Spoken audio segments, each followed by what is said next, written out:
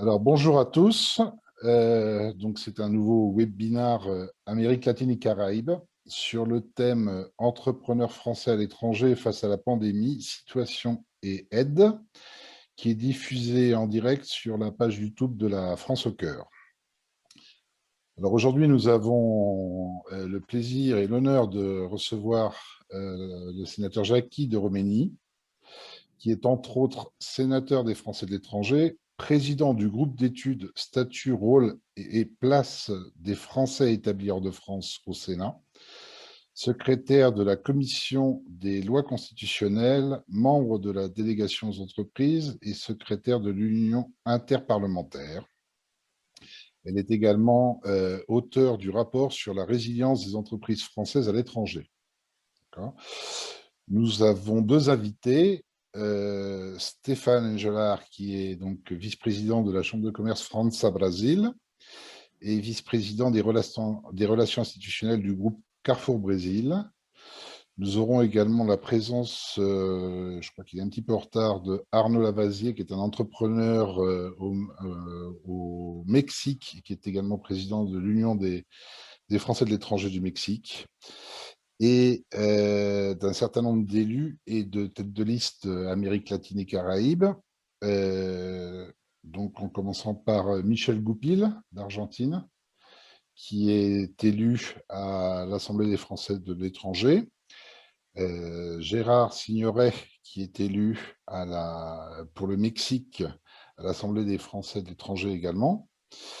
Xavier Noël Bouton, Récif, qui est l'élu des conseillers, qui est le conseiller des Français de l'étranger pour la première circonscription du Brésil. Martin Buroun, qui va nous rejoindre, qui est conseiller en Uruguay et qui est également membre de l'Assemblée en Uruguay. Nous avons Edmond Suchet du Paraguay, Pascal Gras, Rio de Janeiro, Sophie Samaran du Chili, Cyril et Frédéric Martiquet de la Colombie, nous rejoindra l'INCAM du Guatemala-Salvador, Christelle de Haïti, Jacques Delhomme du Panama, Didier Weber du Pérou, Dominique Giacenti de la République dominicaine, et nous avons également notre Liliane Chauserie pour le Venezuela, Sainte-Lucie, Trinidad et Tobago. Alors, je crois que je n'ai oublié personne. Si j'ai oublié quelqu'un, il peut se manifester. Et je voudrais laisser la parole à Jacky, puisque Jacky, vous avez donc émis un rapport sur les entreprises françaises à l'étranger à la fin de l'année dernière. Et vous avez également créé, pour la première fois au Sénat, en début d'année, enfin, il y a quelques semaines, mois, le premier groupe d'études spécifique aux Français de l'étranger au Sénat. Donc, je voudrais que vous puissiez nous donner votre vision de la situation des entrepreneurs français actuellement à l'étranger, aussi bien qui travaillent pour des grosses entreprises que ceux qui sont beaucoup plus préoccupants, qui sont les petits entrepreneurs individuels ou micro-entreprises. Merci beaucoup, Jacky, pour être présente parmi nous. Merci à vous de m'avoir invité. En tout cas, bonjour à tous. On s'est déjà rencontrés avant de commencer les discussions officielles, mais bon, on se connaît, j'en connais déjà beaucoup d'entre vous. Voilà, donc je suis donc Jacky de Roménie. Je suis originaire de Toulouse, en France. Et j'ai 3 grands-enfants et 8 petits-enfants, tous des garçons. J'habite à Singapour depuis 31 ans et je suis élue au Sénat depuis 2014, ça fait 6 ans maintenant, et en réélection cette année au mois de septembre, et j'ai bien l'intention de me représenter. Tout mon historique au Sénat, Bertrand l'a fait, et donc je ne vais pas recommencer. On va directement entrer dans le vif du sujet, et surtout n'hésitez pas à m'interrompre, c'est très informel, et donc j'ai bien entendu, comme toujours, préparer un peu mes papiers pour pouvoir vous répondre au mieux. Je pense que je maîtrise bien tout ça, mais s'il y a des choses qui ne vous paraissent pas claires, surtout n'hésitez pas parce que je suis là pour vous dire tout ça. Donc, en premier, donc, on a ce rapport qui a été fait avec la délégation aux entreprises concernant les difficultés des petites entreprises françaises à l'étranger. Ceci concerne évidemment les petites entreprises parce que les grands groupes n'ont pas besoin de nous. Mais par contre, les petites entreprises ont rencontré d'énormes difficultés à cause de cette crise sanitaire. Et donc voilà, donc j'ai vraiment pris conscience, étant moi-même entrepreneur depuis 31 ans à Singapour, mais bien avant déjà en France, j'ai pris conscience du problème qui arrivait aux Français entrepreneurs à l'étranger parce qu'il y a rarement des aides locales. Il y a des pays où ça se fait, mais malheureusement, dans beaucoup de pays, les entreprises étrangères ne sont pas aidées. Alors, le problème, c'est qu'en fait, quand vous êtes dans vos pays d'accueil, vous êtes considérés comme des étrangers. Et quand vous êtes, par rapport à la France, vous êtes considérés comme des entreprises locales. Donc vous êtes entre deux chaises, vous êtes nulle part intégrés, soit au dispositif français, soit aux dispositifs locaux, ce qui a rendu les choses extrêmement difficiles. Donc, à la suite de ce rapport, nous avons fait un certain nombre de propositions. Le but, c'était d'essayer d'obtenir des aides, puisque en France, ça tombait par milliards, et donc on s'est dit pourquoi on n'obtiendrait pas des aides pour nos entrepreneurs à l'étranger. Je me suis heurtée à un mur. Il n'y a rien eu à faire dans la mesure où, à chaque fois, on m'a opposé le fait que c'était des entreprises locales, que c'était des entreprises étrangères et non pas des entreprises françaises. Donc, bien évidemment, j'ai dit à ces ministres qui ne sont quand même pas des enfants ou des gens qui n'ont aucune instruction. Donc, je leur ai dit, évidemment, quand vous montez une entreprise à l'étranger, vous ne pouvez pas faire une entreprise française, vous êtes obligé d'avoir une entreprise locale. Mais ce qui est important, c'est de savoir quelles sont détenues tout ou partie par des Français, qu'elles font la promotion des produits français, que bien souvent, elles participent largement au commerce extérieur de la France et que donc, quelque part, il n'y a pas de raison pour qu'on ne les aide pas. Donc, malheureusement, pour l'instant, en tout cas, il n'y a pas grand-chose qui est sorti. Bon, cette proposition, les 11 propositions que nous avons faites, je ne sais pas si vous avez vu le rapport, mais donc il y avait proposition qui était… l'important, si vous voulez, ça sera à partir de maintenant. Malheureusement, ça ne va pas servir pour cette crise-là parce que il va falloir un certain temps pour tout mettre en route. Mais l'important, ça va être de mettre en place une méthodologie qui permette d'identifier les entreprises dont le capital et la gouvernance sont sous influence française. Donc à partir de là, quand on aura réussi à faire ça, on aura une possibilité d'être reconnu quand on sera à l'étranger parce qu'on sera rattaché, reconnu par les institutions françaises, puisque la méthodologie qui va être en place sera sous la responsabilité des services des ambassades de France qui formeront un comité. Ce comité inclura des membres de la Chambre de commerce, des conseillers du commerce extérieur et bien évidemment les élus locaux pour faire un recensement des petits entrepreneurs de tous ordres. Petits entrepreneurs, ça peut être un marchand de vin, ça peut être un restaurant, un racleur, ça peut être un marchand de produits français ou un marchand de produits autres que français, mais par contre avec des capitaux qui soient détenus en majorité ou enfin en tout cas ça dépend des structures parce que quelquefois dans certains pays il est imposé que la majorité soit locale, donc quelquefois vous êtes obligé de prendre un partenaire local. Voilà, donc pour l'instant nous en sommes malheureusement là. Je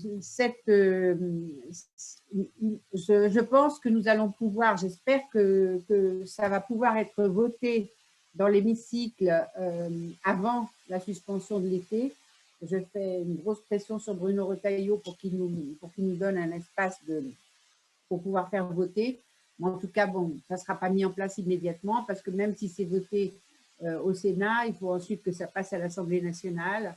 Et donc voilà, donc ça va prendre un certain temps. Mais pour vous dire que bon, ben, on continue à s'occuper de ce problème-là parce qu'on sait que c'est un problème majeur à l'étranger.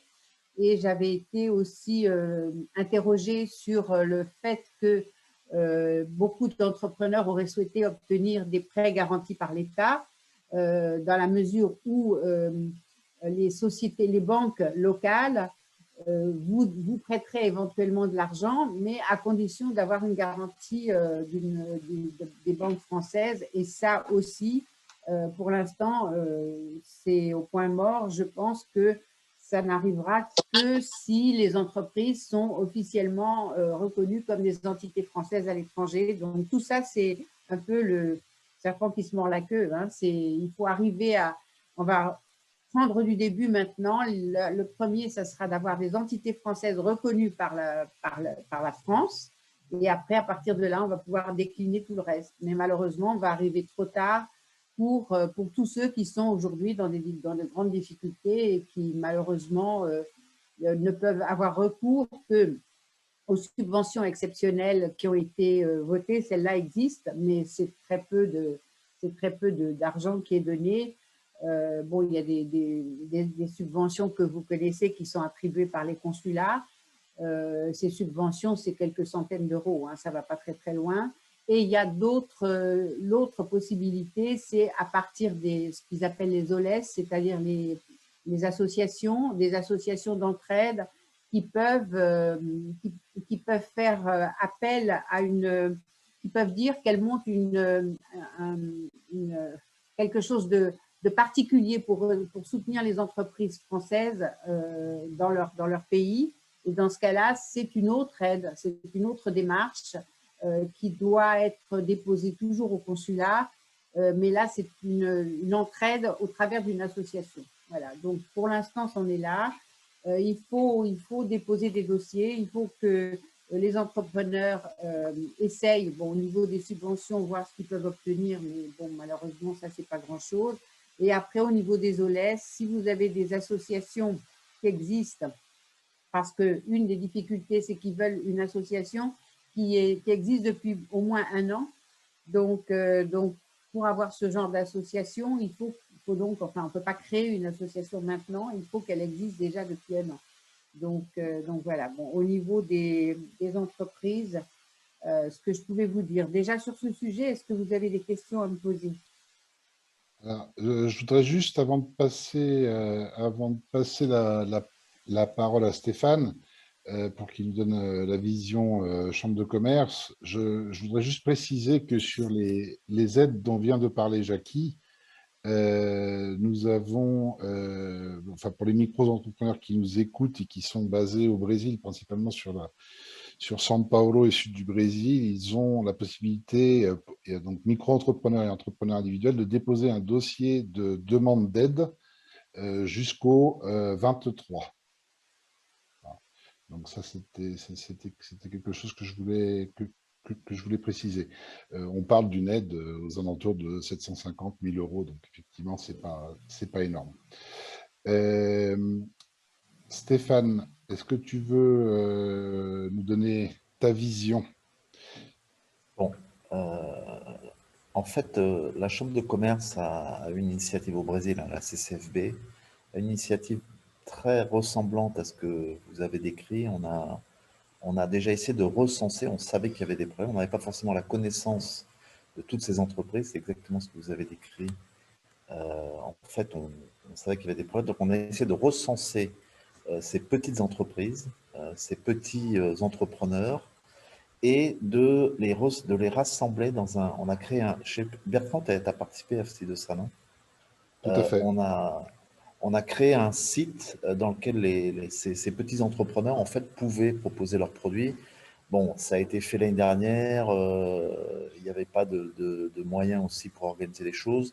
Donc, en fait, en l'occurrence, c'est le groupe Carrefour qui a financé le site dans lesquels les entrepreneurs pouvaient mettre à disposition, comme si c'était un petit marketplace, en fait, dans lesquels les gens pouvaient, enfin d'éventuels clients pourraient acheter les produits de ces petits entrepreneurs. Bon, de fait, au Brésil, hein, juste pour qu'on se souvienne un peu de l'historique, le Brésil a eu, enfin, le Brésil est un grand pays, donc si on parle de la plupart des États l'année dernière, il y a eu vraiment des lockdowns, comme il y a eu en France. Donc, ça a été une première vague de fermeture complète, pratiquement, de tout le commerce. Et donc, seulement les activités essentielles sont restées ouvertes. Et à un moment donné, comme en Europe, on a pensé que c'était fini, donc les choses se sont améliorées. Et finalement, ben, on est exactement dans la même situation qu'en Europe, c'est-à-dire qu'on est retombé dans une crise beaucoup plus grave que, enfin, pour les Brésiliens qui sont ici présents, ils peuvent apporter aussi leur témoignage, mais on est dans une situation très critique en ce moment d'un variant qui est très, très transmissible et qui fait qu'en fait, les gouverneurs des États, on est dans un État fédéral, les gouverneurs des États ont, dans la plupart des cas aussi, refermé le commerce. Ça veut dire qu'en fait, on a un commerce qui, par exemple, dans l'État de São Paulo, était jusqu'à dimanche, était pratiquement hors activité essentielle, était complètement fermé. Donc, effectivement, ça n'a pas aidé ces petites entreprises et ces entrepreneurs français installés à l'étranger. Je pense que, Madame la sénatrice, c'est important de bien, je pense, être très bien décrit. Il faudrait voir comment on pourrait aider. Je suis désolé, c'est mes enfants, je suis à la maison. Comment on peut aider, en fait, faire comprendre à l'État français, dans le cas du Brésil, que c'est un pays important pour la France. Deux, je voudrais quand même en profiter pour parler aussi du marché brésilien, si vous me permettez. C'est un marché de plus de 210 millions d'habitants. C'est un marché qui est en pleine effervescence, si on met la parenthèse de la crise. Oui, il a un président qui s'appelle Monsieur Bolsonaro, mais de temps en temps, il faut faire un peu de réel politique. C'est un marché important. Les principales entreprises du CAC 40, enfin toutes les entreprises du CAC 40 sont présentes au Brésil. Et c'est un marché qui, depuis 50 ans, a des croissances en moyenne largement supérieures à tout ce qu'on peut voir ailleurs. Alors vous allez me dire, oui, mais il y a la Chine. Oui, c'est vrai, mais les entreprises françaises en Chine n'ont jamais réussi à faire ce que les entreprises françaises en fait, ont fait en Brésil. Donc, il y a un tissu de grandes entreprises, mais derrière ces grandes entreprises, il y a énormément de petites et moyennes entreprises. Et je pense que, et des petits entrepreneurs, mais qui font aussi, qui ont une activité importante. Et la France doit comprendre que c'est important pour aussi les grandes entreprises. Et je pense que là, on a, à ma perception, et là je parle comme vice-président de la Chambre, et j'ai été président pendant un petit moment, je vois que la France n'a pas forcément cette visibilité de ce tissu de petites entreprises. On a plus de 700 entreprises qui sont à la Chambre de commerce France-Brésil. Donc voilà, je pense que moi, je crois qu'il y a deux sujets. Il y a le sujet Brésil, mais ça, c'est un point que je vois on est dans une impasse entre la France et le Brésil. Et deux, derrière ces grandes entreprises qui sont au Brésil, toutes ces petites et moyennes entreprises qui suivent et il faut effectivement s'en occuper. Donc voilà, moi, c'est un peu le témoignage que je voulais vous faire. S'en occuper, monsieur, enfin Stéphane, hein, je vais vous appeler Oui, par votre prénom. je vous en prie. Voilà. S'en occuper, c'est à quel point de vue, si vous voulez, c'est-à-dire au travers de prêts. Vous avez parlé par exemple des prêts, les Ouais. garanties. Je pense que là, à partir du moment où ces entreprises peuvent, bien sûr, à partir du moment où il y a des démonstrations financières, enfin où on arrive à démontrer qu'elles sont saines, mais qu'il y a un moment difficile, si elles peuvent se financer localement, si on pouvait avoir effectivement des garanties, ce serait quand même intéressant. Je pense qu'il y a des aides qui pourraient être proposées aux tout petits, aux micro-entrepreneurs aussi. Je comprends vous avez souligné un point important, ces entreprises, elles sont dans le cas du Brésil, elles sont brésiliennes, parce que effectivement, on est obligé d'avoir toute le respect du droit brésilien, un enregistrement auprès des autorités brésiliennes, mais souvent, dans le cas de ces petits entrepreneurs, ils sont français. Et ils ont la majorité du capital ou 100% du capital. Donc je pense Alors, qu'il si vous faudrait voulez, peut-être les regarder différemment. moi, je me heurte toujours à ce problème de garantie, si vous voulez, parce que autant ils vont donner une garantie, un prêt garanti par l'État à Carrefour ou à, je sais pas, Dassault ou à, enfin bon, une grosse entreprise, autant la petite entreprise dont ils ne savent pas si elle pourra rembourser ou non, on n'arrivera pas à débloquer quelque chose. Donc, c'est là où, si vous voulez, bon, même quand elles seront reconnues en tant qu'entité française, est-ce qu'on arrivera à débloquer des prêts? Moi, j'avais essayé de travailler sur ça avec le président des CCI, la Renaud Benteja, et Alain Bentejac, le président des conseillers du commerce extérieur, en disant, est-ce qu'on n'arriverait pas à monter une entité française qui serait, qui serait le relais, quoi, qui prendrait les crédits en France, enfin, qui prendrait ces entreprises et qui serait un peu le soutien des entreprises françaises à l'étranger. Oui, mais alors donc ils me disent oui, bien sûr.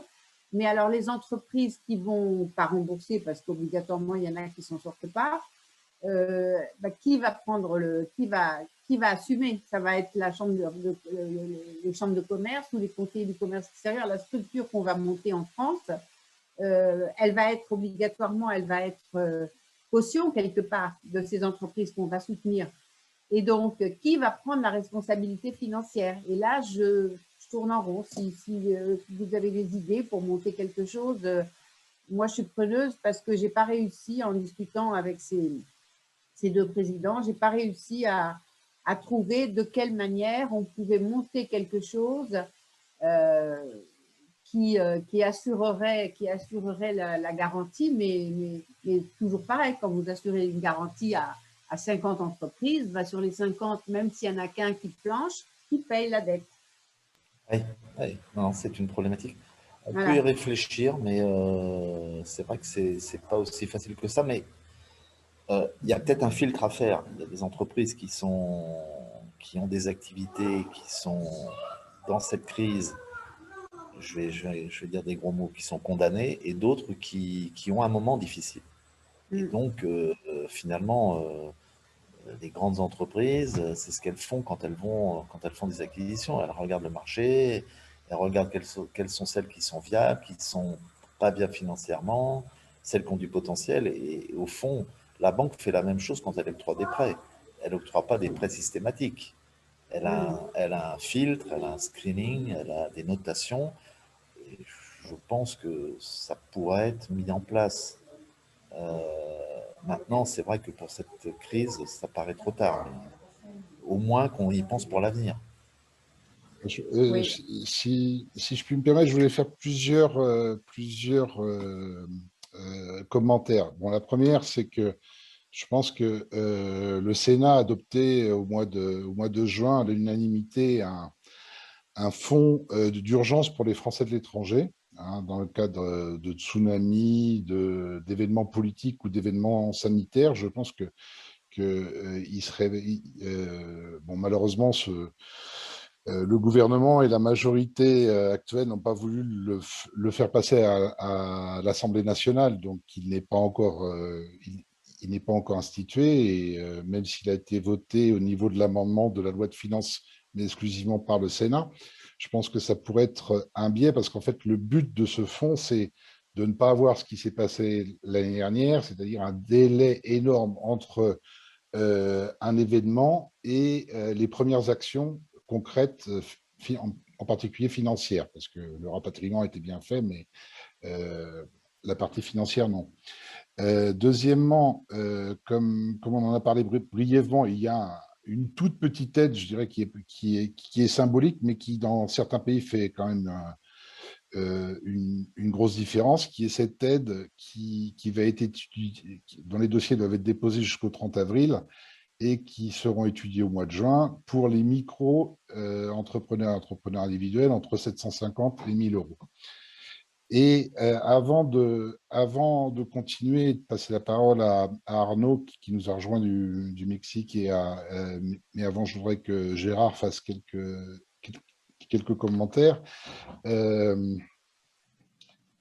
Nous avons eu la surprise la semaine dernière de recevoir la lettre du président de la République, Emmanuel Macron, qui se vante d'avoir donné 220 millions pour les Français de l'étranger, alors que, bon, évidemment, nombre de journaux, dont France et Presse, rappellent que ça a été dû à la pression constante de nos sénateurs des Français de l'étranger, et ce, de tous bords politiques.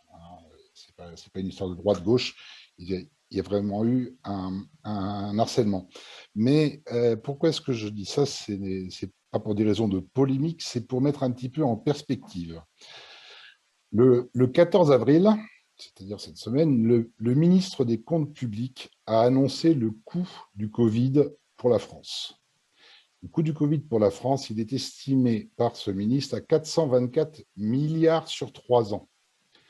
Alors, ces 424 milliards sont répartis 152 milliards sur 2020, 171 milliards sur 2021, qui inclut le plan de relance européen, et 96 milliards sur 2022. Alors là-dedans rentre, entre autres, chômage partiel, fonds de solidarité, assurance maladie, le manque de rentrée d'argent, les prêts garantis par l'État que Bercy estime qui ne seront pas remboursés. Donc là, on rentre sur ce que vient de dire Stéphane, c'est-à-dire que l'État assume qu'une partie des prêts ne sera pas remboursée. Donc, pourquoi ne pas faire la même chose avec les Français étrangers?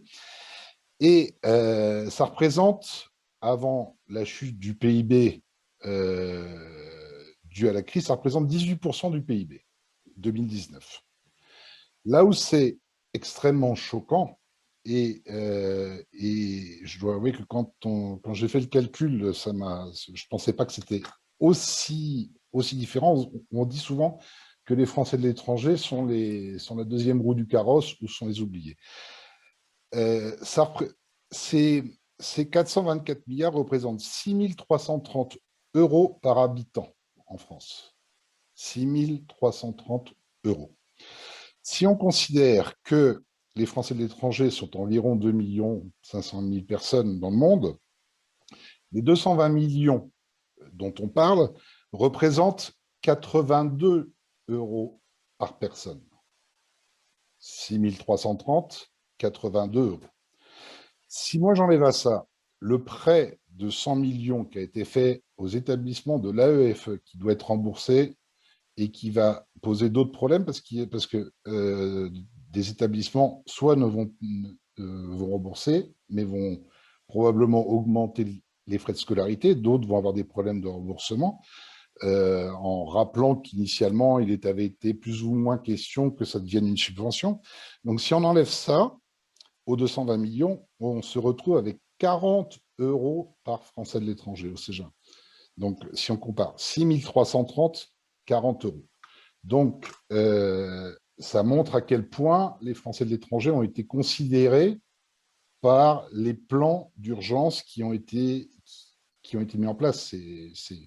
C'est peanuts au niveau mondial. Donc, et ça renforce ce que disait Jackie et ce que disait Stéphane, c'est-à-dire que entre 6 330 € par habitant en France et 40 € par Français de l'étranger, je pense qu'il y a matière à penser pour d'autres crises qui malheureusement viendront probablement. Comment est-ce qu'on peut mettre en place un dispositif qui permette d'avoir une aide aux Français de l'étranger? Les Français de l'étranger ne demandent pas l'aumône. Les Français de l'étranger ne veulent pas nécessairement une indemnisation pour chômage partiel. Les Français de l'étranger veulent un moyen pour pouvoir survivre, parce que dans nos pays, les filets n'existent pas. Hein. Donc, je voulais vraiment insister sur cet aspect-là. C'est 2 poids, 2 mesures. C'est bien gentil d'envoyer une belle lettre qui dit 220 millions, mais quand on fait le rapport subvention habitant, le compte y est. Mais alors, vraiment pas du tout. Hein, 6 330 à 40 euros. Gérard, qui est le spécialiste des mathématiques, pourra nous faire un pourcentage. Et je lui passe la parole après. Je pense que ça peut provoquer un certain nombre de commentaires de la part des participants de ce Zoom. Bertrand, Gérard. je vais compléter ce que tu viens de dire, si tu veux bien, avant de passer Oui, la vas-y. parole à Gérard. J'ai été aussi scandalisée par cette lettre où le président se glorifie d'avoir fait ça et ça et ça, parce que ces 220 millions, comme tu l'as très bien dit, il y a 100 millions d'avances remboursables à l'AEFE. Donc déjà, moi, quand on me prête quelque chose, c'est pas un cadeau qu'on m'a fait, c'est quelque chose que je dois. Donc déjà, il faut diminuer de 100 millions. Il y a 20 millions qui ont servi à rapatrier les gens qui étaient en vacances dans les pays partout. Il y a eu 300 000 personnes qui ont été rapatriées. C'était des Français, donc c'est une aide aux Français. Ce n'est pas une aide aux Français de l'étranger. C'est une aide aux Français qui étaient en vacances ou en déplacement de travail et qui étaient à l'étranger à ce moment-là. Et ça a coûté 20 millions. Et on le met dans ce qu'on a donné aux Français de l'étranger, qui n'a rien à voir. Après, il y a 50 millions de subventions exceptionnelles, ça vous le savez, qui ont été données au consulat pour distribuer. Mais là, il y a eu à peu près deux têtes, je ne pourrais pas vous donner le montant, mais je crois que pas plus de 10 millions en tout cas qui ont été donnés. 8 millions. Pardon, 8, c'est ça. 8. Bon, d'accord. Alors, autour de ce montant-là, qui ont été donnés parce que les critères sont complètement fous, que pour toucher 100 euros ou 150 euros, il faut donner des tonnes de documents et ça vous revient plus cher plutôt que de toucher ce qu'on va vous donner à la fin. Vous imaginez que, par exemple, la subvention pour un pays comme Pondichéry, ça fait 47,20 € par personne. Donc, vous allez faire un dossier avec vos fiches de salaire et vos revenus depuis un an ou je ne sais pas combien de temps, etc. Un dossier d'1 kilo, tout ça pour avoir 47 € une fois. Et après, on a réussi à le faire 3 fois. Vous vous rendez compte, c'est ridicule. Voilà, donc, et il y a 50 millions de bourses qui sont données toujours pour l'AEFE. Donc voilà, donc c'est vraiment, en effet, comparé avec ce qui a été donné en France où les milliards pleuvent et que chaque fois qu'on prolonge d'un mois, comme on vient de le faire là, pour lui remettre un mois, tout le monde à nouveau en chômage partiel, etc., ça coûte 17 milliards pour un mois de plus, ça coûte 17 milliards. Et nous, quand on demande le fonds d'urgence qui a été fait voter par Ronan Le Gleut, notre collègue sénateur, c'est 10 millions. On se moque de qui? 10 millions. On pleure pour avoir 10 millions qu'on nous donne, mais à la fin, on ne veut pas nous les donner. Alors que quand on décide de mettre un mois de plus, alors que ça fait déjà un an qu'on distribue, ça fera 17 milliards de plus. On parle des milliards voilà, pour les Français dans l'Hexagone et ceux d'outre-mer, parce que ceux qui sont outre-mer, ils ont la même chose que les gens qui sont dans l'Hexagone. Alors que nous, à l'étranger, on n'a droit à rien. Alors qu'en outre-mer, ils ont l'école gratuite, ils ont la sécurité sociale, ils ont le chômage, ils ont tout. Ils ont droit en plus aux aides. Alors que nous, à l'étranger, qui n'avons droit à rien de tout ça, on n'a droit à rien. Alors, voilà, c'est quelque part, depuis l'arrivée de ce président, tous les droits des Français ont diminué dans des quantités de choses.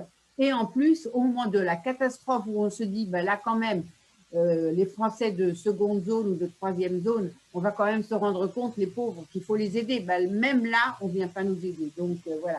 Donc, il faudra que enfin, nous, on s'est révoltés, on a pris la parole contre cette lettre que Macron a envoyée parce qu'évidemment, ça tombe comme par hasard 2 mois avant les élections des conseillers consulaires, lesquels vont après élire les sénateurs.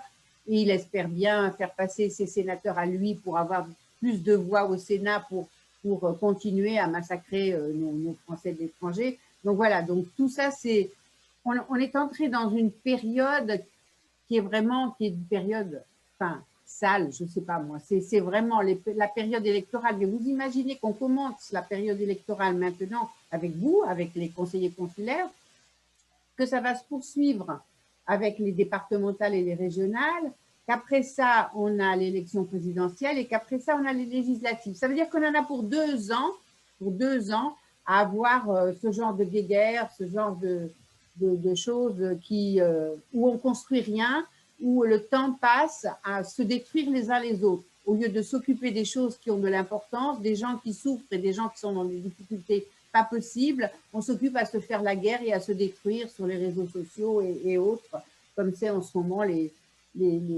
politiques qu'il peut y avoir où on essaie de détruire les gens les uns comme les autres, que ce qui soit de n'importe quel parti. Hein. Les gens, enfin pour moi en tout cas, moi je considère que quand on s'occupe des Français de l'étranger, on a ses valeurs, on est de droite, on est de gauche, on est du centre, peu importe, mais par contre on travaille, normalement on travaille tous ensemble.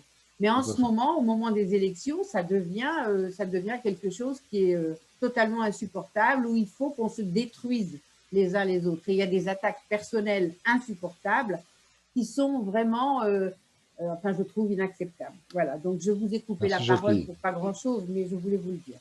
Merci Jackie. Gérard et puis ensuite Arnaud, parce que je sais que Gérard a fait, entre autres, vous avez fait un fonds de solidarité au Mexique. Donc, je pense que c'est important. Et puis ensuite, Arnaud, pour nous donner sa vision d'entrepreneur au Mexique. D'accord. Écoute, merci Bertrand. Les chiffres que tu as évoqués, ça fait un moment, sont très révélateurs. Et bon, je voudrais toucher deux points en particulier. Mais le premier rejoint un petit peu ce que vient de dire Jackie. Et je déplore franchement ce manque de vision de la part du gouvernement sur les Français de l'étranger. Les Français de l'étranger, on le dit, et je l'entends au Sénat, je l'entends par le gouvernement en France quand je suis là-bas, les Français de l'étranger sont le rayonnement de la France dans le monde. Vous êtes les ambassadeurs de la France, c'est vous qui faites briller la France à l'étranger.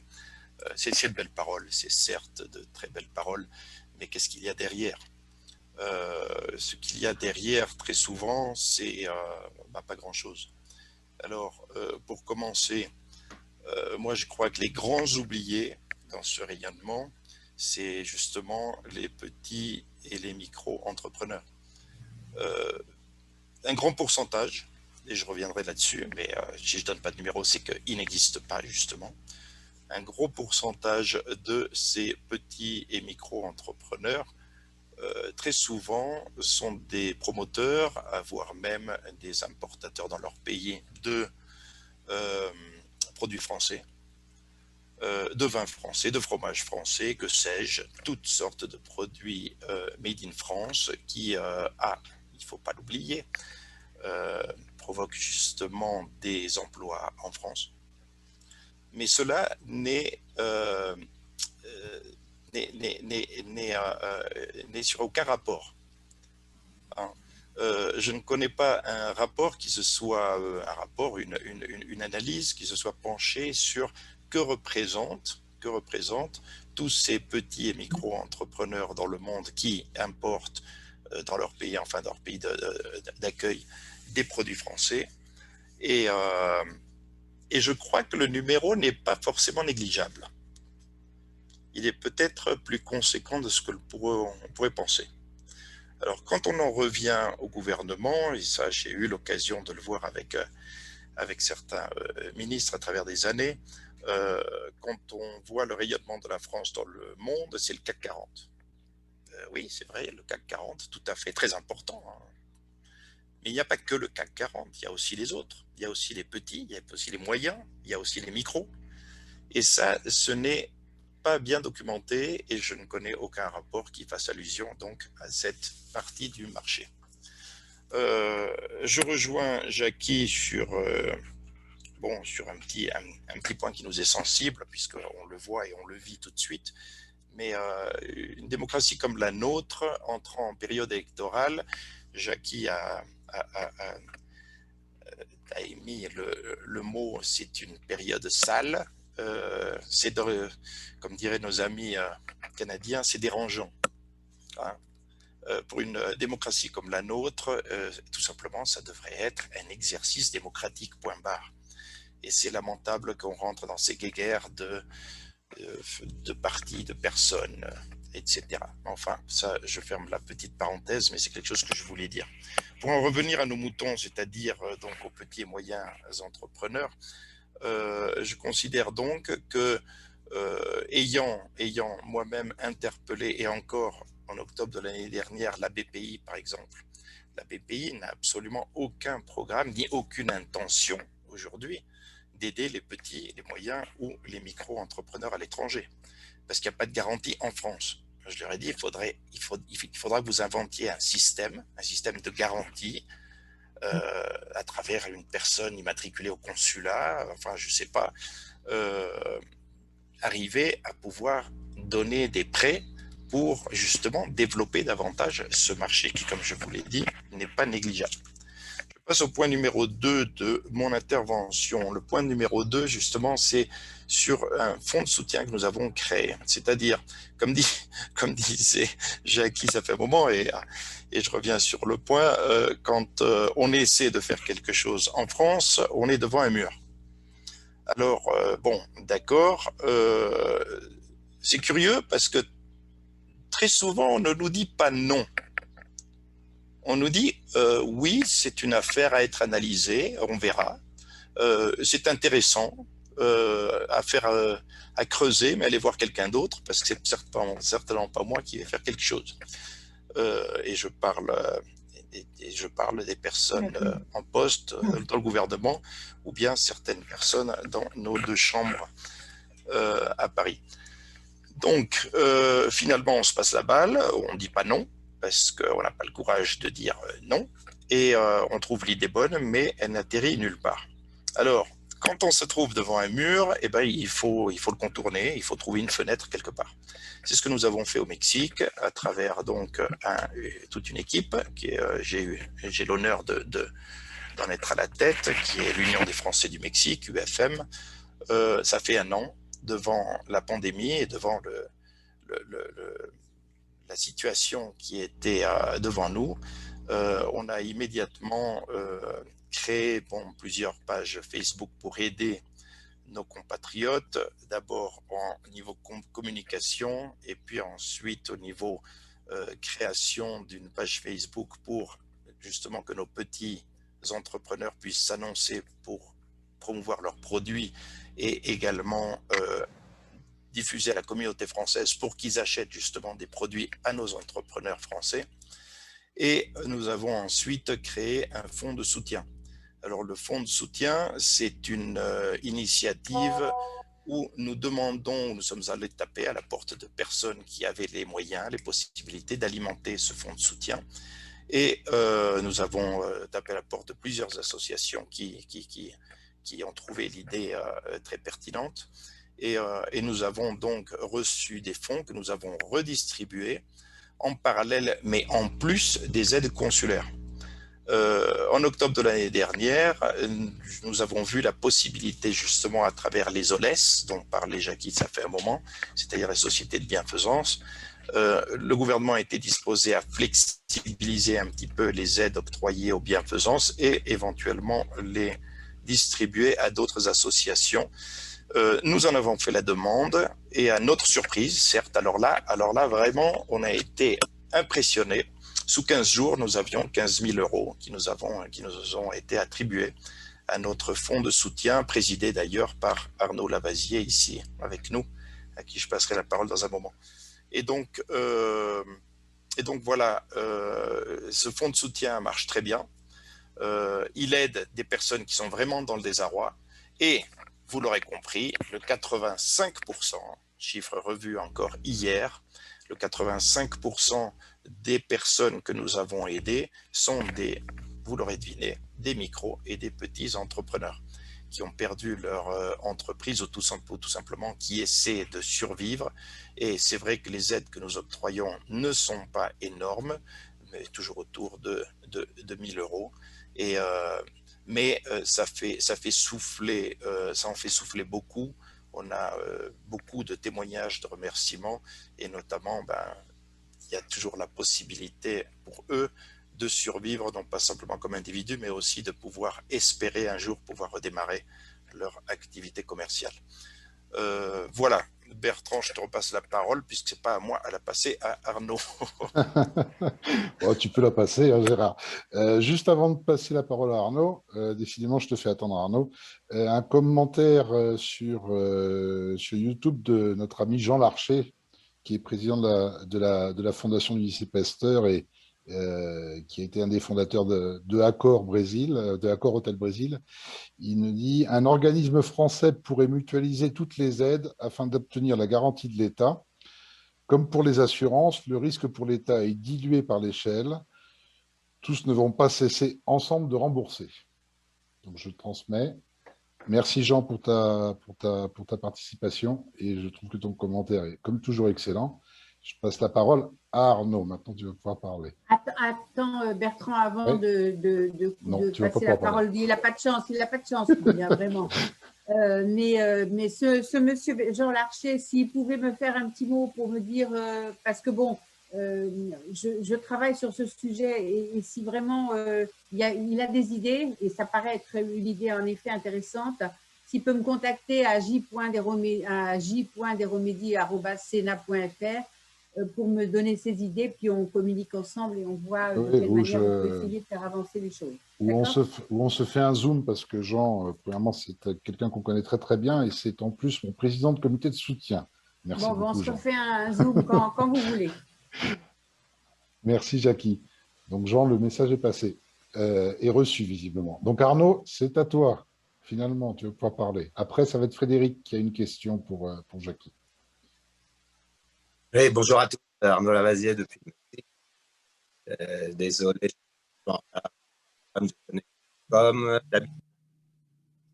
Pour complémenter un petit peu ce que disait Gérard, devant la difficulté effectivement que l'on a rencontrée pour aider les entreprises, nous, on a préféré aider directement les entrepreneurs, c'est-à-dire la personne et non pas l'entreprise. Il est bien sûr évident qu'il n'était pas question que nous, avec notre fonds de soutien, avec les gens qui ont décidé d'aider la communauté, on aille se mettre à analyser des chiffres, des bilans et des entreprises pour savoir si elles allaient passer ou pas le cap en fonction de leur taille. Par contre, en aidant directement l'entrepreneur, eh bien, ça lui enlève quand même un poids par rapport à son quotidien qui, dans certains cas, était quand même assez catastrophique. Parce que là, nous, on parle de petits entrepreneurs, on parle de, comme disait Gérard, de gens qui vendent des produits français. On parle de traducteurs français ici au Mexique. On parle de petits restaurateurs, hôteliers, enfin des architectes, des gens qui ont plutôt des professions libérales et qui, du jour au lendemain, ont été très, très impactés. Alors, il y a des pistes qu'on peut explorer par rapport aux aides peut-être directes qu'on pourrait donner à des entreprises mexicaines, comme disait Stéphane, en fait brésiliennes ou mexicaines. On est tous mexicains, français et mexicains. Mais on n'a pas de siège social en France, donc on ne peut pas percevoir d'aide en France, comme le font les entreprises internationales ou du CAC 40. Mais par contre, un certain nombre de ces entreprises sont des fournisseurs de ces entreprises du CAC 40. Et là, on a peut-être une piste à étudier en tant que fournisseur d'une entreprise du CAC 40, comment cette même entreprise du CAC 40, elle-même aidée par l'État en France, peut nous aider, nous, ici à l'étranger. Parce qu'il y a quand même un certain nombre de petits entrepreneurs au Mexique qui travaillent pour ces entreprises du CAC 40, même un certain grand nombre. Donc, ça serait peut-être une piste à étudier par rapport à la problématique d'aider directement une petite entreprise mexicaine ici.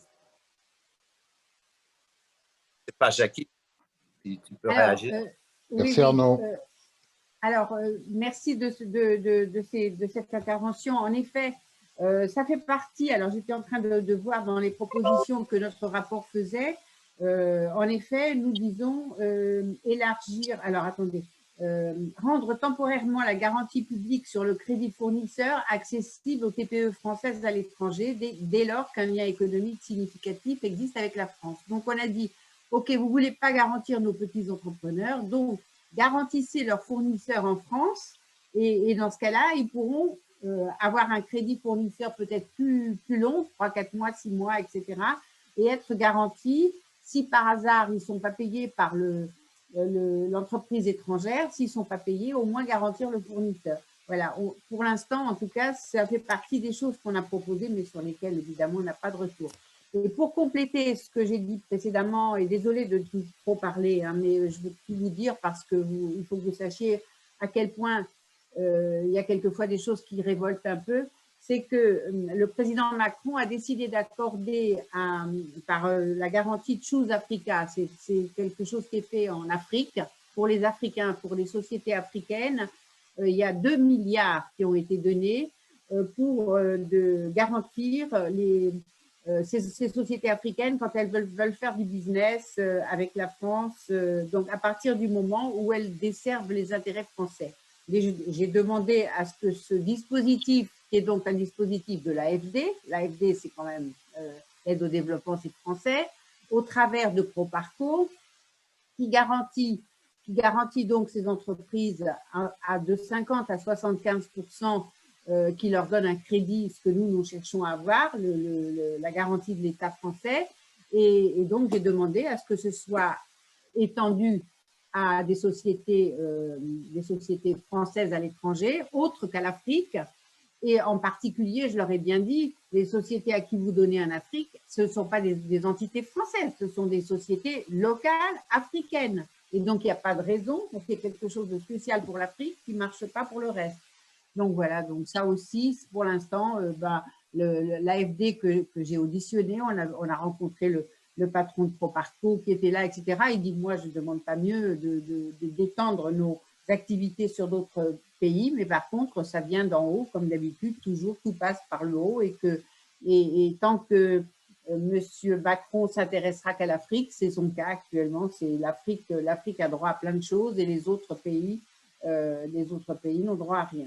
Mais en tout cas, bon, ce que je voulais dire donc à Arnaud, c'est qu'en fait, ce qu'il propose, ce qu'il demande, c'est quelque chose que nous aussi nous avons demandé et qu'on continue à suivre. Je revois M. Riester le 5 ou 6 mai, je crois le 5 mai, mais bon, j'ai peu d'espoir. Donc moi, je crois que dans un premier temps, il faut d'abord qu'on monte ce service-là qui va être la méthodologie où on va faire reconnaître les sociétés françaises à l'étranger, les petites entreprises françaises à l'étranger. Après, il faudrait qu'on travaille avec Jean Larcher, voir les idées qu'il a, de quelle manière on pourrait essayer de mettre en place un organisme français qui pourrait être la contre-garantie. Ce qu'il a dit, je l'ai dit aussi, j'ai essayé de l'expliquer, mais certainement moins bien que ce que lui va le faire. Donc, moi, pour l'instant, je n'ai pas réussi à convaincre avec ça, donc on va travailler ensemble sur ce sujet. Stéphane, avant de passer la parole à Frédéric, tu veux commenter quelque chose? Non, je pensais aussi à ces histoires de garantie. Ces petits entrepreneurs, ils ont des biens. Donc, on pourrait très bien imaginer des garanties réelles.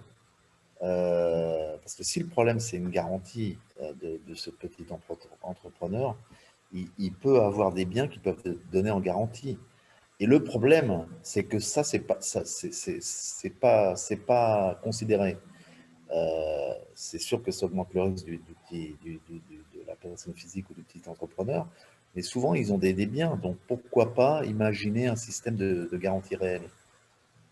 Mais avec des biens qu'ils ont à l'étranger ou des biens qu'ils auraient en France? Oui, des biens qu'ils ont à l'étranger et ou en France, pourquoi pas?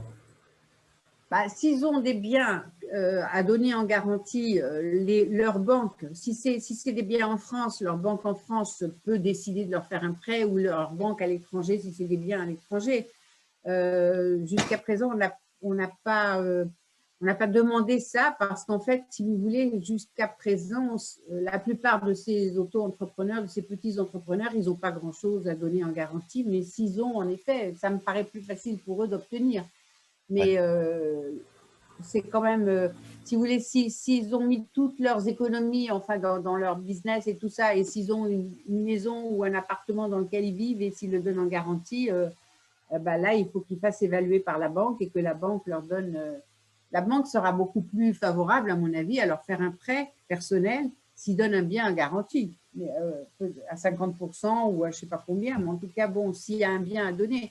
Jusqu'à présent, nous, c'était des auto-entrepreneurs qui n'avaient pas à donner quelque chose en garantie parce qu'ils ont mis toutes leurs économies dans leurs affaires et ils n'ont que ça, quoi. Nous, ce qu'on demandait, c'était qu'on leur donne une trésorerie de 6 mois pour reconstituer leur stock, pour reconstituer, enfin pour repartir. On demandait à ce qu'on leur fasse un prêt.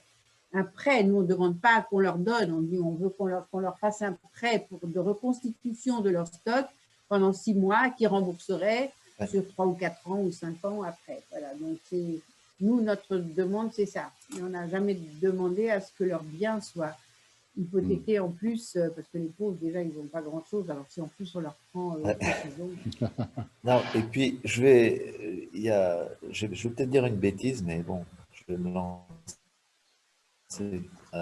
J'ai l'impression quand même qu'il y a un manque de connaissances, et je suis gentil, des autorités françaises par rapport au nombre de petits entrepreneurs qu'il y a dans le monde et ce qu'ils font. Parce qu'effectivement, quand je regarde le cas du Brésil, par exemple, j'en connais un certain nombre.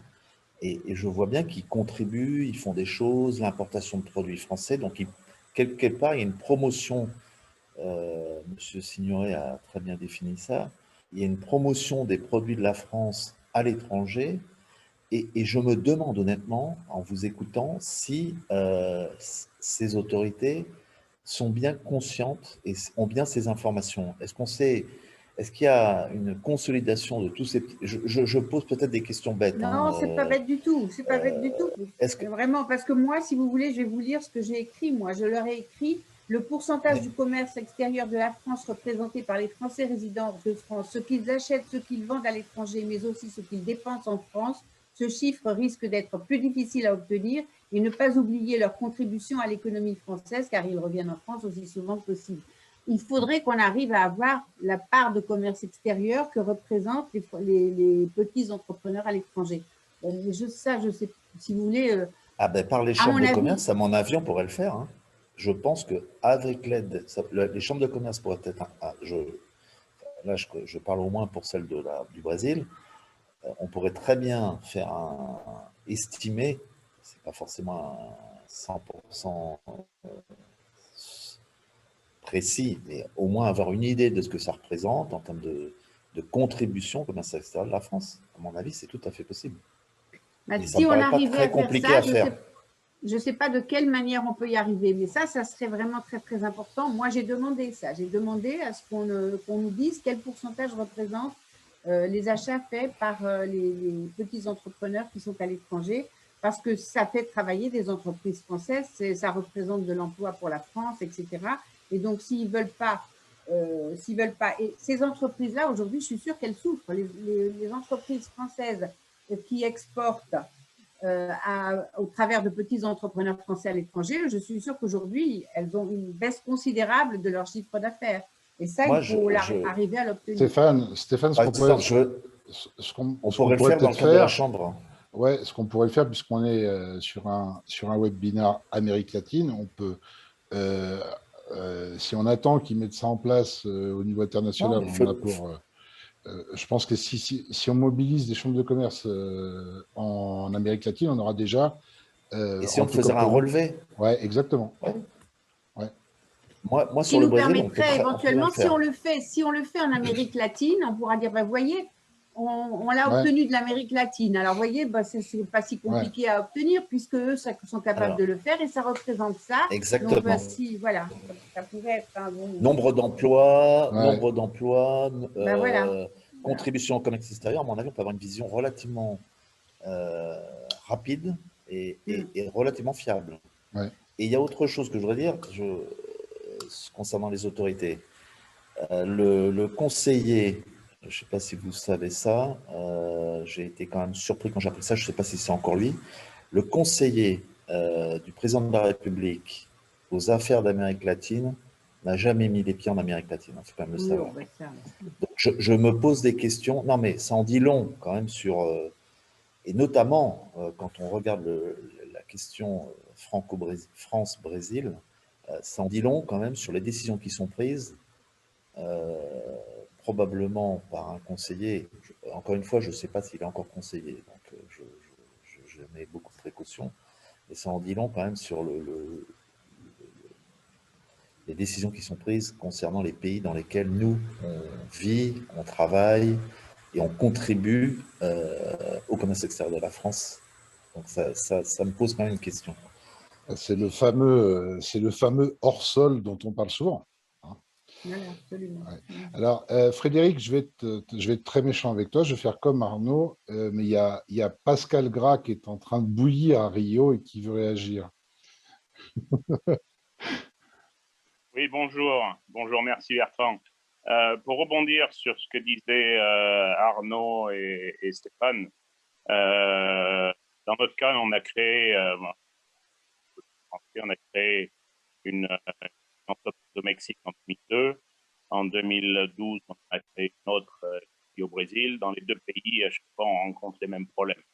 C'est-à-dire que quand vous allez voir ce sont effectivement, comme on l'a dit, des sociétés de droit local, donc sociétés mexicaines ou sociétés brésiliennes, avec des investissements 100% français, détenus par des Français.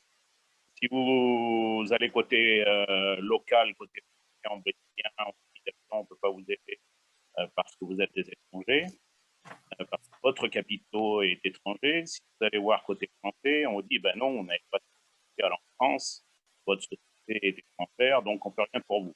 À partir de là, on se le problème après, c'est que quand on a besoin de, que ce soit pour investir, on sait que c'est important pour nous de passer à la vitesse supérieure, ou que ce soit comme actuellement, on a une pandémie ou une crise économique, quand on a besoin de faire un prêt, localement, les taux sont prohibitifs, c'est carrément pas possible. Quand vous allez demander un prêt ou des taux de prêt à 100%, c'est pas la peine, ou quand les lignes de crédit qui chaque mois vous coûtent 13%, ben, on n'a pas le choix, on fait avec. Mais quand vous retournez vers une banque française, parce que vous êtes français, même si vous avez, on en a parlé bien en France, on vous dit, ah ben non, on peut vous prêter de l'argent pour des investissements en France, mais même si vous avez un bien immobilier à mettre en hypothèque en France, on ne vous prêtera pas de l'argent pour un projet à l'étranger. Donc ça, c'est un point important. Je pense quand on va voir les banques, les grandes banques françaises qui sont présentes au Mexique ou au Brésil, il y en a pas mal. Même quand vous avez un compte chez eux en France, on vous dit non, mais là, en dessous du million, nous, on ne prête pas. C'est pas, si vous voulez un prêt de 100 euros, c'est pas possible. On travaille sur des projets. Et donc voilà, cette histoire de prêt, c'est une galère et pourtant, eh ben, on résiste, on arrive à travailler avec des lignes de crédit qui sont 13% par mois. Quand on sait ce qu'on pourrait rembourser en France, et quand en plus on a des clients français, dans le cas, moi je suis prestataire de service en français, 80% de ma clientèle sont des groupes du CAC 40. Donc on n'arrive pas à se faire garantir, on n'arrive pas à emprunter avec des taux d'intérêt français en France pour des activités à l'étranger. Donc ça, c'est un problème très, très important. Et effectivement, la crise en cours, je pense que malheureusement, il y a beaucoup de qui ne comprennent pas. Il est important, et tant que prennent toutes ces décisions, il est important de prévoir pour la prochaine crise ou pour les prochaines années, pour ces sociétés comme la nôtre, qui ont besoin d'investir. Moi, en 2008, comme on refusait de me prêter de l'argent en France, j'ai pu me séparer du seul bien immobilier que j'avais en France. J'ai vendu pour pouvoir rapatrier l'argent au Mexique et injecter cet argent-là dans la société. Donc, au jour d'aujourd'hui, je n'ai plus de bien immobilier en France. Je n'ai pas de revenus en France non plus. Donc, aucune possibilité d'emprunter de l'argent. On ne demande pas l'aumône, on ne demande pas des aides. On demande simplement à pouvoir faire des prêts à des taux corrects et à être capable de les rembourser. Mais oui, c'est ça, oui. Ouais. Merci Pascal. Je sais que tu es dans une lutte permanente.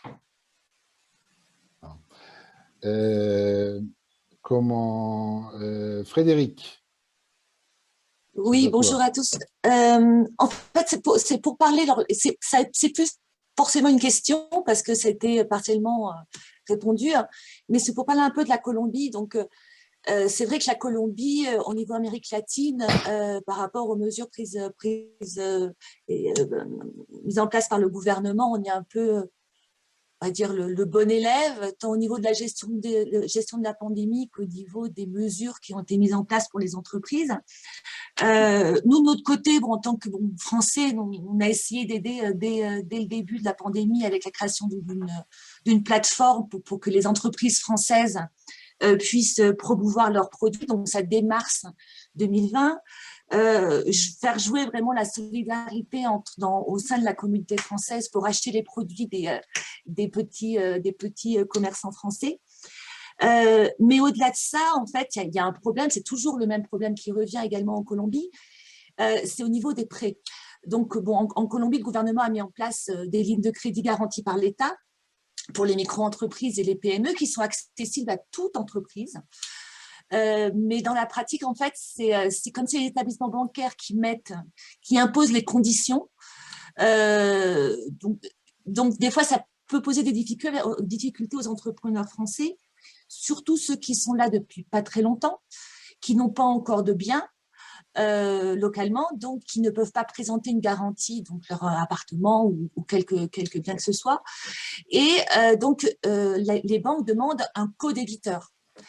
Et ici, c'est très compliqué. Quelqu'un veut bien être co-débiteur, même garant pour la location d'un appartement. Donc, les entrepreneurs se font face à vraiment cette problématique de garantie, de pouvoir présenter des garanties pour les prêts et donc se voir refuser leurs demandes, même si c'est dans le cadre de crédits garantis par l'État colombien. Donc, on revient toujours sur ce point. Donc, on avait pensé à la BPI, pourquoi pas la BPI, qui pourrait garantir, en fait, garantir auprès des établissements bancaires locaux les prêts qui sont alloués aux Français. J'avais contacté également Proparco pour voir si, comme pour l'Afrique, il y avait quelque chose qui était envisagé pour l'Amérique latine, pour la Colombie en particulier. Non, donc c'est vrai qu'on est un peu dans une impasse. Et heureusement, beaucoup d'entrepreneurs ont réussi à obtenir des prêts, mais il y en a qui restent sur le carreau et qui ne peuvent pas avancer et qui sont aujourd'hui vraiment en risque total de banqueroute total. Donc voilà, c'est pour pouvoir, voilà, que sur la Colombie, on a aussi besoin de ce genre de garantie et j'espère que ça va avancer en France pour pouvoir les donner. Merci Frédéric. Jackie, tu veux commenter? Oui, mais Frédéric, c'est le problème dont on parle depuis tout à l'heure, quand on tourne en rond, parce qu'en fait, tant qu'on n'aura pas trouvé ce système, et moi j'y crois beaucoup, là, si vous voulez, en fait, il faudrait créer en fait un système de mutualisation purement privé, un fonds privé, peut-être mondial, qui percevrait des cotisations régulières des EFE qui feraient partie de cette organisation. Et donc après, en effet, il y en a qui vont cotiser et qui vont jamais avoir besoin qui pourront rembourser et donc on encaisserait des cotisations et il y aura très peu, il y a toujours un pourcentage de prêts non remboursés, mais c'est exactement ce que propose Jean Larcher, sur quoi moi aussi j'essaie de travailler, mais tous ensemble, on va y arriver, on va se mettre ensemble. Bertrand va organiser un autre Zoom, un autre jour où on va parler que de ça, essayer de réfléchir à ce qu'on peut faire pour monter ce genre d'organisation. Pour comparer, ça n'a rien à voir avec l'ANEF, je ne sais pas si vous avez connu l'ANEF. L'ANEF, c'est l'organisme qui a été créé pour garantir les prêts qui sont faits par les établissements scolaires. Voilà, les établissements scolaires, quand ils ont besoin de construire un nouveau bâtiment ou un nouveau bâtiment ou de faire des rénovations, ils empruntaient au travers de l'ANEF, qui était leur garantie. Et donc, par contre, ils cotisaient, si vous voulez, l'établissement scolaire versait un pourcentage sur ces écolages à cet organisme, la NEF. Et donc, du coup, ça a existé jusqu'à il y a un an. Donc, enfin, ça fait 20 ans que ça existe, ou plus que ça. Et grâce à ça, on a réussi à garantir tous les prêts qui ont été demandés par les établissements scolaires. Le gouvernement français a trouvé que ce n'était pas sûr parce que c'était dirigé par le président, c'était André Ferrand, qui est un sénateur. C'était lui le président. Donc, il y avait une toute petite organisation avec juste André Ferrand et une secrétaire qui était payée 500 € par mois, donc c'est pas, voilà. Et avec ça, on a fait fonctionner ça et fait des prêts qui allaient jusqu'à plusieurs millions d'euros. Ça a fonctionné et le gouvernement français a dit, oh là là, non, il faut, là récemment, ça fait un an, ils nous ont obligés à arrêter. Maintenant, on ne pourra pas faire de nouvelles garanties de crédit. Ils trouvent que ce n'est pas assez structuré, etc. Donc, ils vont mettre en place une machine à la façon de ce qu'ils savent faire à Bercy, genre un truc où il va y avoir des directeurs, des employés, etc., qui va coûter une fortune.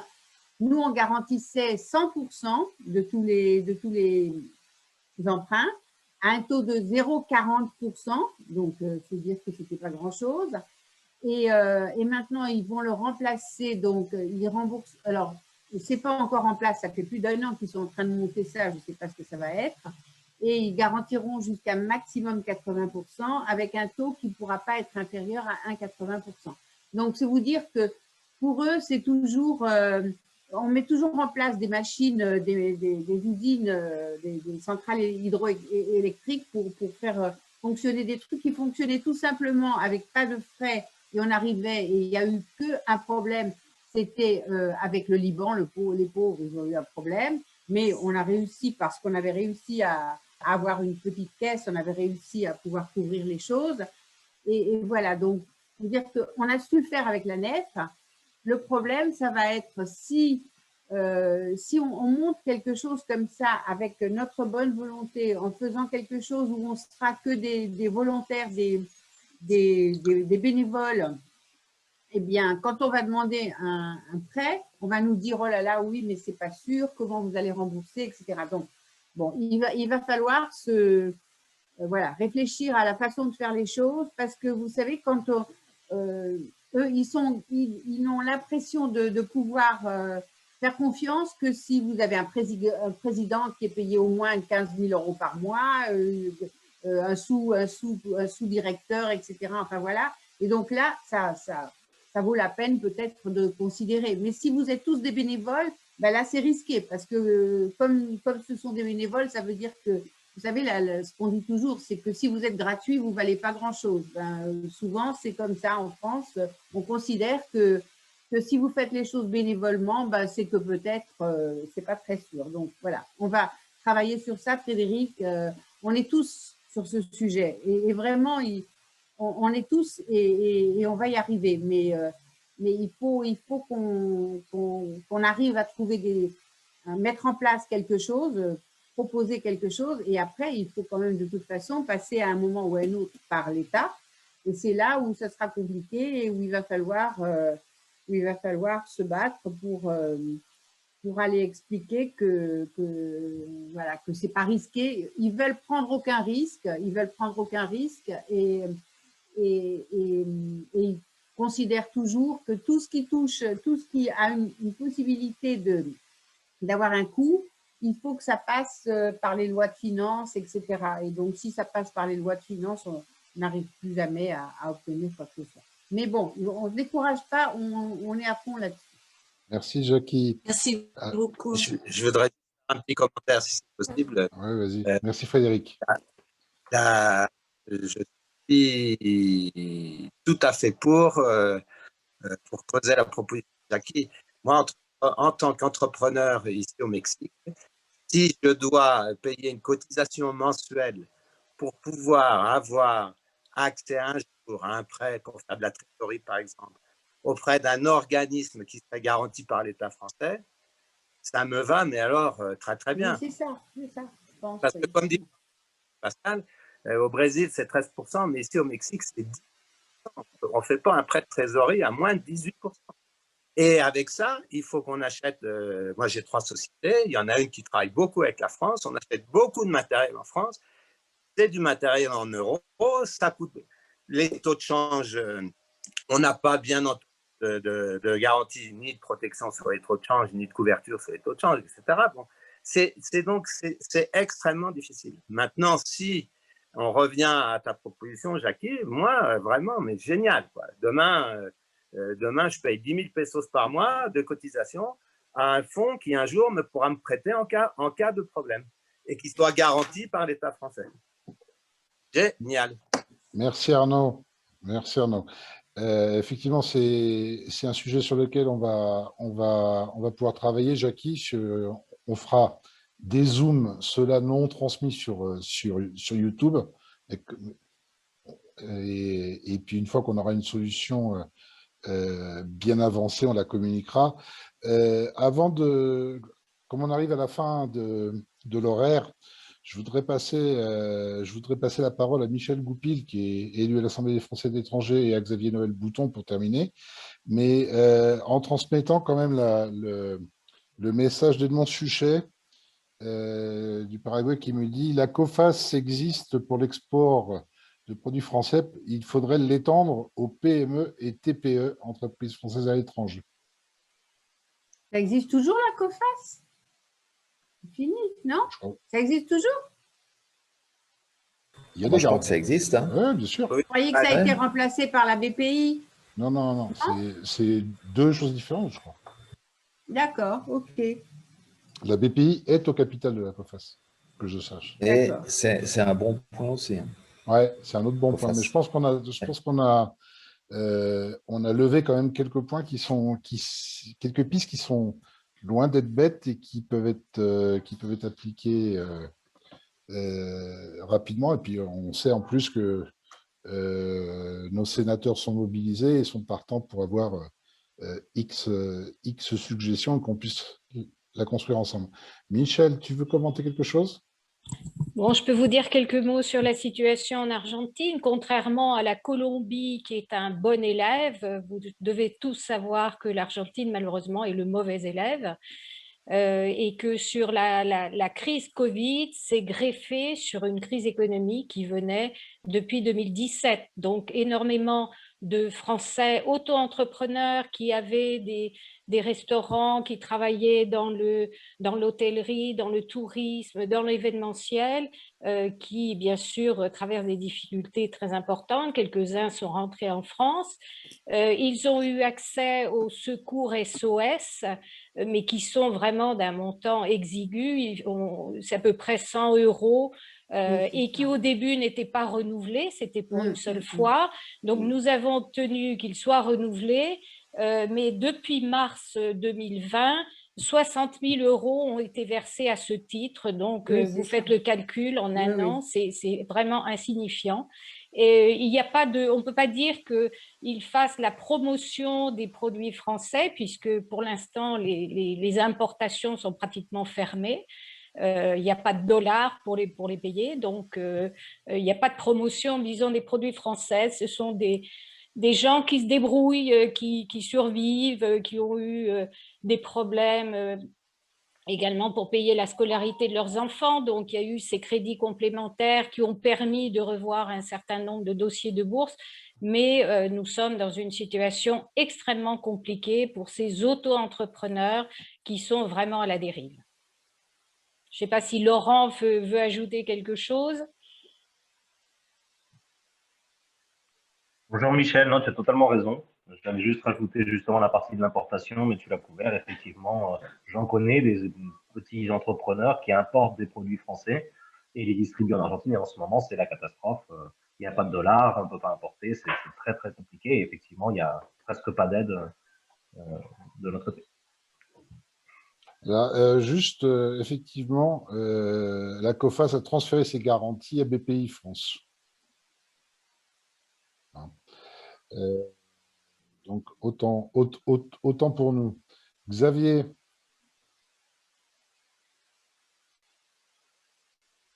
Je vais remettre le son. J'étais très intéressé, j'ai été en écoutant tous les intervenants, j'ai ma petite conclusion qui est la suivante.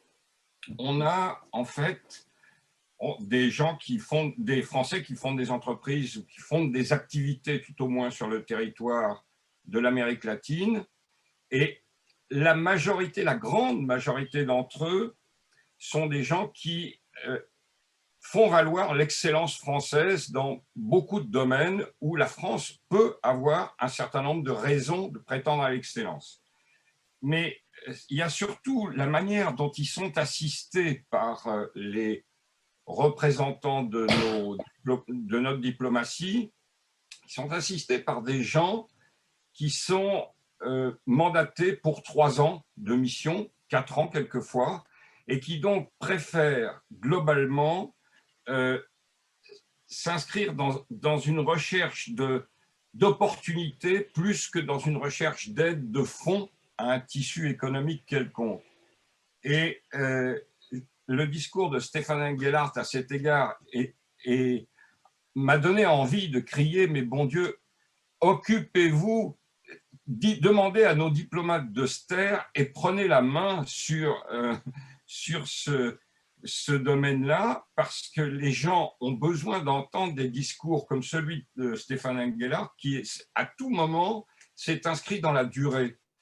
Or, nos diplomates, c'est des gentils garçons, mais encore une fois, ils ne recherchent que l'opportunité politique. Actuellement, si vous demandez quels sont les domaines de recherche de nos diplomates, bien, c'est tout ce qui touche plus ou moins au domaine de l'écologie, les énergies renouvelables et ainsi de suite. Et voilà, mais on n'entend parler plus que de ça. Or, il y a des gens qui font un commerce traditionnel qui est parfaitement honorable et qui fonctionne avec beaucoup de savoir-faire, simplement qui a besoin parfois d'avoir certains conseils profonds sur leur conjoncture personnelle de leur entreprise ou de leur marché. Et je pense que les chambres de commerce, je ne voudrais pas surtout que Stéphane Engelhardt prenne ses propos pour une rodomontade ou quoi que ce soit. Je pense que les chambres de commerce n'ont pas assez dit ta gueule aux fonctionnaires qui vont se promener sur le terrain et proposer des grands projets hallucinants parfois, alors que eux, ils ont une connaissance extrêmement profonde du tissu économique, et leur aide, leur conseil et leur organisation seraient infiniment meilleurs. Et dans l'organisation, je verrais très volontiers une sorte de labellisation des toutes petites entreprises, parce que tout le monde sait que dans ce domaine-là, on a de tout, des gens qui sont extrêmement sérieux et qui sont promis probablement à un avenir de belles entreprises, et d'autres qui sont des promeneurs sac à dos du monde du travail. Voilà. Merci. Merci Xavier. Stéphane, tu veux rebondir? Non, je viens d'envoyer un message d'ailleurs, un chat à Xavier, je suis tout à fait d'accord avec ce qu'il a dit. Hein. Je pense qu'on est la vision de la France, des diplomates français et des autorités françaises sur le commerce extérieur. Quand je vais vous donner un exemple, ça en dit long sur. J'étais avec l'ambassadeur d'Israël il y a une dizaine de jours, dans un année. Et c'était intéressant parce que ambassadeur d'Israël au Brésil, contact avec les sénateurs brésiliens, les députés, des interactions. Les nôtres, ils sont reclus dans les ambassades, dans les consulats. Enfin, c'est une approche complètement différente. Et là, ça rejoint un peu ce que dit Xavier. Bon, tout ce que je vous dis là, vous le savez, mais il faut peut-être remettre un peu la pression là-dessus. Je veux dire, c'est un vrai sujet. Je pense que nos autorités sont très très loin, vision très court terme et pas de vision à long terme de la France et du commerce extérieur de la France. Merci Stéphane. Jackie, le mot de la fin? Mais bon, encore une fois, vous ne pouvez pas demander à des technocrates ou à des diplomates avec toutes les qualités qu'ils ont pour pour en effet faire de la diplomatie, des beaux discours, etc. Diriger une entreprise. Ils ne savent pas ce que c'est. Ils n'ont jamais rien fait d'autre que de faire des beaux discours et de faire des choses comme ça. Il faut que ce soit des entrepreneurs. Des entrepreneurs, ils savent ce que c'est que de ne pas dormir la nuit parce qu'on ne peut pas faire la fin du mois. Donc voilà, ces gens-là, ils ne savent pas. La paye, elle tombe tous les mois de toute façon, quoi qu'il se passe. Et même si tout le monde autour de vous crève de faim. Gérard, tu veux dire quoi? Ton micro, Gérard. On ne t'entend pas. On t'entend pas. Pardon, je peux rebondir sur tout ce que vous êtes en train de dire. Les chambres de commerce, nous en avons une importante à Mexico, mais elle n'est jamais arrivée à toucher le problème de fond, pas par autre chose qu'un manque d'intérêt. Je parle de ce qui nous occupe aujourd'hui, c'est-à-dire les TPE et les PME. Je vois que les instances du gouvernement et diplomatiques ont créé toutes sortes de différentes instances, appelons ça, et vous les connaissez bien. Il y a l'émission économique, ensuite il y a Business France, maintenant il y a la French Tech aussi. C'est très bien, c'est tout louable, tout ça c'est parfait, mais ça rejoint tout à fait ce que vous êtes en train de dire dans les dernières 5 minutes avec les commentaires de Xavier Noël Bouton. Et tout simplement, tout ça, c'est des fonctionnaires qui passent, qui volent, qui survolent, qui planent. Mais le fond du problème n'a pas été attaqué et je pense que là, il y a vraiment quelque chose à faire. Bon, eh bien, écoutez... Voilà, donc écoute, en tout cas, bon, voilà, moi je voulais vous remercier à tous parce que je crois qu'on a fait du bon travail, on a bien bossé et je crois qu'on va continuer. Ce que je voulais vous dire, ce que je voulais te dire, Bertrand et vous tous, c'est que là, il y a 2 semaines de suspension au Sénat à partir d'hier et que moi, de toute façon, je ne peux pas rentrer chez moi puisque j'habite à Singapour et qu'il faut rester 14 jours à l'hôtel si je veux avoir une chance de voir 2 jours mes enfants. Donc voilà, donc je reste ici et je suis donc plus disponible que d'habitude. Donc, si vous avez un peu de temps pendant ces 2 semaines qui viennent, ça sera plus facile pour faire des visios parce que je serai disponible pratiquement à tous les moments. J'ai quelques visios, dont certaines avec Gérard Larcher, etc. Enfin, vous avez entendu. Mais en tout cas, bon, j'ai beaucoup de disponibilité. Donc voilà, si on pouvait bien avancer d'ici la fin de ces 2 semaines, ce qui me permettrait dès la rentrée de me mettre à fond sur ce sujet et dans les réunions que je vais avoir, en particulier avec Franck Riester, le ministre, et ces gens-là, je peux déjà arriver avec des choses. Voilà, je pense que je vous laisse organiser et voir de quelle manière on peut s'y mettre. Il me semble que ceux qui ont des idées, ceux qui sont volontaires, bien, sont les bienvenus. Et moi, pour l'instant, je suis toute seule au Sénat parce que tout le monde s'est éparpillé un peu chez eux. Mais justement, plus je suis seule et plus j'ai de temps. Donc, à votre disposition. Parfait. Écoute, merci Jackie. Je reviendrai vers toi dans le courant enfin dans les prochains jours parce qu'on va se parler entre nous. Stéphane, je vais te mettre dans la boucle aussi, ainsi que Jean. Donc, merci à tous pour avoir participé. Merci évidemment à Jackie. Merci Stéphane et Arnaud pour avoir bien voulu participer. Et puis, on se verra très bientôt dans un autre Zoom sur un sujet complètement différent. Et bon week-end à tous. Au revoir. Merci. Bon week-end. Au revoir.